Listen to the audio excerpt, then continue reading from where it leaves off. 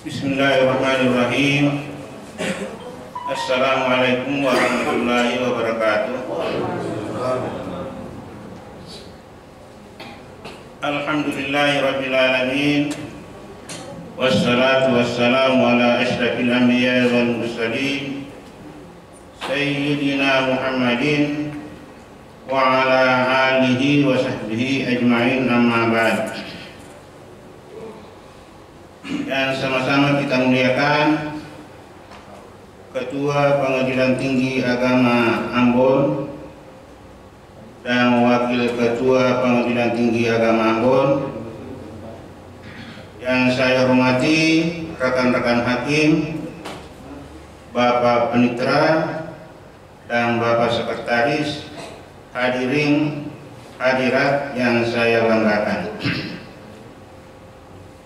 Alhamdulillah, pada pagi hari ini kita berkumpul dalam rangka mengikuti pembinaan mental. Pada hari ini sebenarnya bukan jadwal saya, melainkan minggu yang lalu, dan itu saya perkirakan dilewatkan.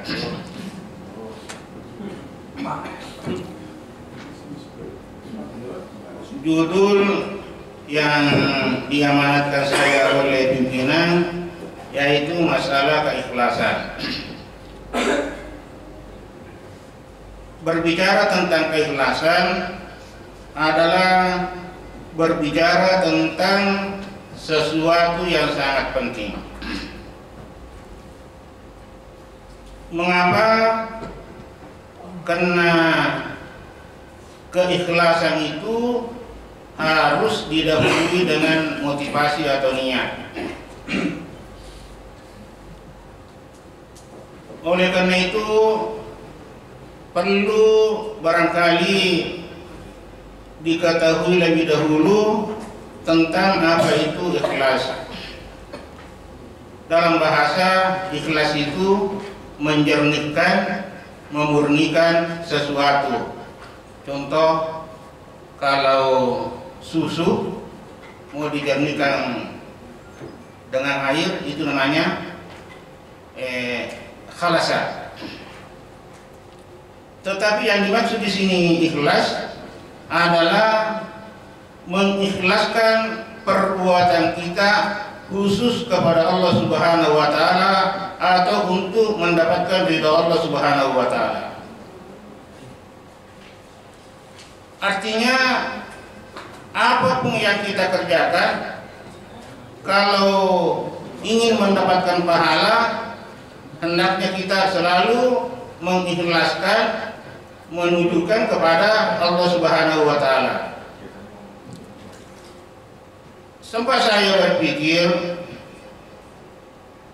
kenapa dalam berbuat itu yang diutamakan ridha Allah Subhanahu wa taala, kesenangan Allah, kecintaan Allah Subhanahu wa taala kepada kita. Ternyata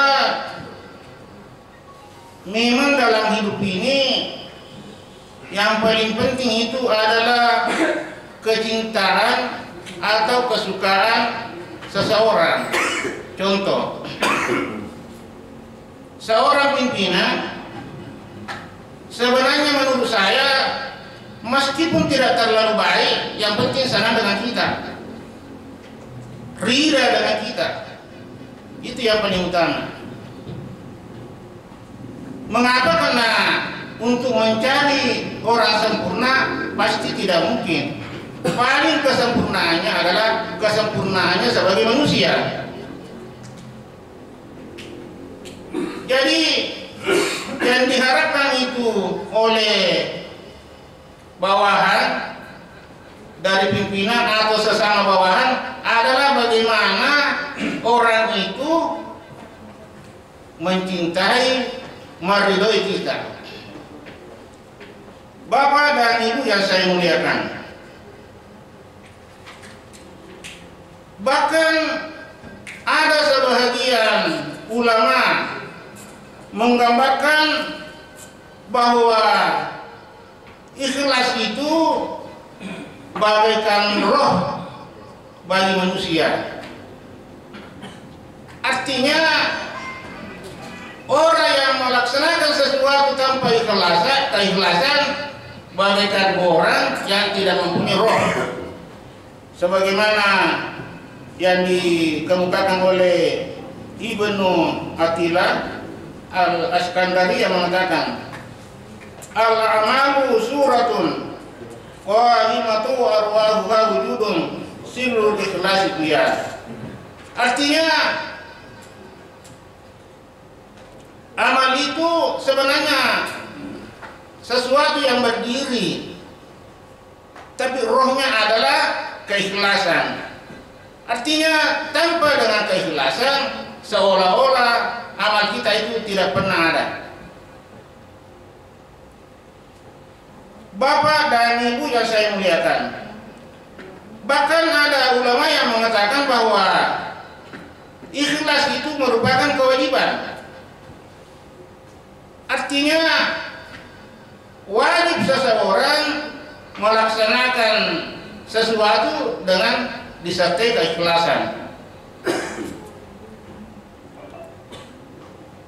Dan itu dasarnya baik dalam Al-Quran maupun hadis jelas disebutkan. Salah satu diantaranya yang ada di dalam Al-Quran yaitu wa ma umiru illa liya'budullaha mukhlishina lahuddin. Tidak diperintahkan seseorang itu untuk beribadah kecuali dengan ikhlas. Namun perlu juga diketahui bahwa keikhlasan itu bagi seseorang bermacam-macam, baik jenisnya maupun tingkatannya. Sebagian membagi keikhlasan itu kepada 3 bahagian, yaitu ada yang membaginya dengan ikhlasul awam, ikhlasul khas, ikhlasul khawas, hampir sama dengan pembagian puasa. Tetapi ada yang mengatakan juga ikhlas itu bisa dibagi menjadi ikhlas mubtadi, abid, muhib. 3 juga. Tetapi ketiga jenis ini adalah ketentuan, yaitu kalau keikhlasannya orang awam seperti saya barangkali, yaitu ikhlas melaksanakan sesuatu tetapi masih menginginkan, masih mengharapkan keuntungan dunia. Misalnya saya melaksanakan tugas pokok saya, tapi saya masih mengharapkan sama pimpinan jabatan lain. Itu namanya ikhlas awam. Yang berikutnya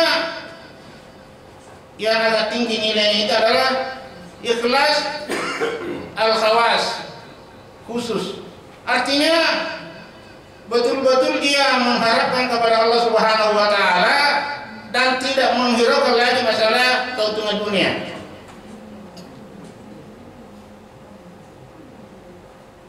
Semata-mata kepada Allah Subhanahu wa taala, tetapi masih ada harapannya, yaitu mengharapkan surga dan neraka, menghindari neraka.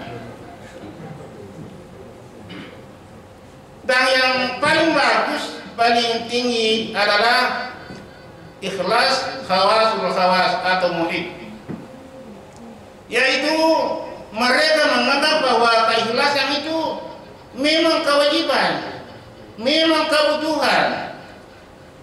Apakah ada surga atau terhindar dari neraka, yang jelas ikhlas itu adalah kewajiban. Bapak dan Ibu yang saya muliakan, oleh karena itu, kalau memang pada hari ini kita masih pada tingkatan pertama, yaitu mencari ridho Allah, tetapi masih mengharapkan keuntungan dunia, mestinya kita berusaha meningkatkan keikhlasan yang kedua. Bapak Ketua yang saya muliakan dan Bapak Wakil Ketua yang saya muliakan. Sekarang, apa ciri-cirinya, tanda-tandanya orang ikhlas? Siapa tahu kita sudah mengatakan saya ikhlas, berarti tidak ada ciri-cirinya. Yang pertama, tidak suka dipuji. Yang kedua, tidak berambisi menjadi pimpinan. Yang ketiga, ciri-cirinya orang ikhlas itu senang mendengarkan nasihat. Yang keempat,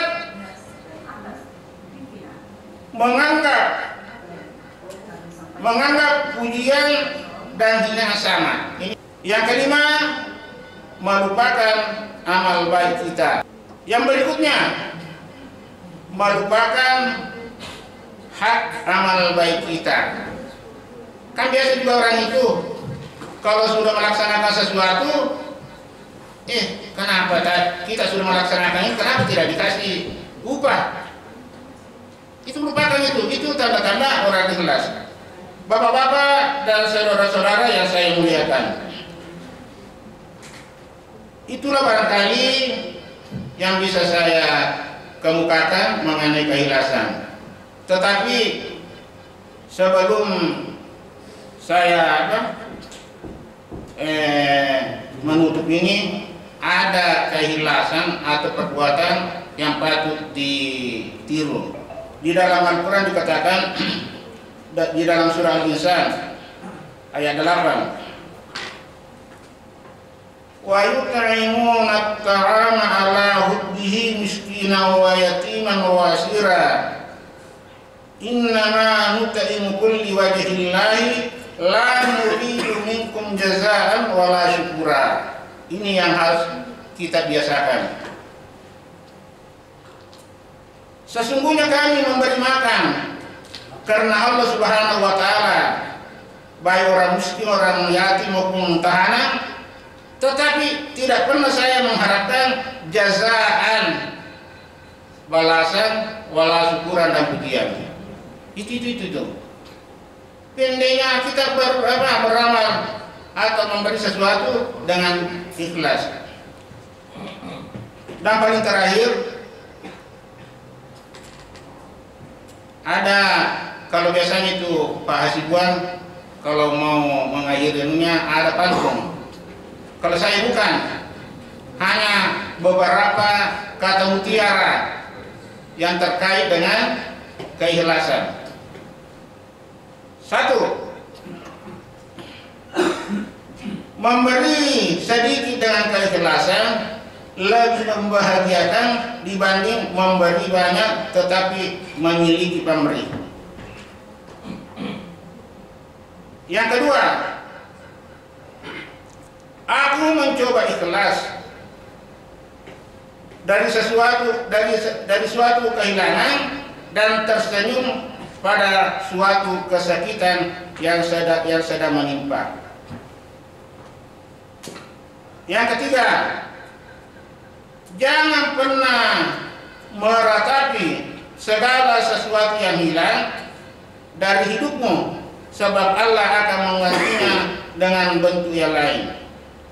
Dan kelima, keikhlasan akan mengantarmu ke pintu yang dinamakan kesuksesan. Dan terakhir, terimalah kekecewaan yang hanya sementara, jangan sampai kehilangan harapan yang tak terbatas. Demikian, wabillahi taufiq wal hidayah. Wassalamualaikum warahmatullahi wabarakatuh.